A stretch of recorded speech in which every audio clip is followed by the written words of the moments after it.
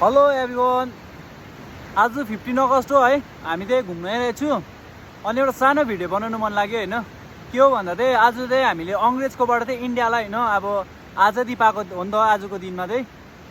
अनि हामी आज अंग्रेजबाट आजादी पाएर हामी खुसी आज सेलिब्रेसन गर्छु हैन।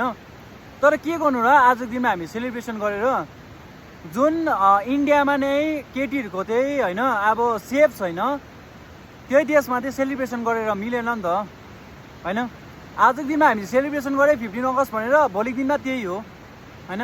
यदि मैले गल्ती भनेको हो भने चाहिँ यसो कमेन्टमा केही भनिदिनुहोस् होला हैन। कमेन्टमा चाहिँ तपाईँले भनिदिनु मैले गलत बोलेको भने गलत भनिदिनु, सही बोलेको सही।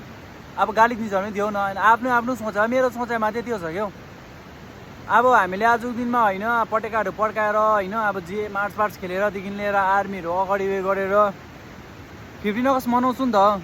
तर जुन देशमा हामी 15 अगस्त मनाउँछौँ त्यही देशमा नै केटीहरू सेफ छैन भने त्यो त अलिकति अप्ठ्यारो कुरा हो नि त हैन। त्यही भन्नु खोजेको मैले यो।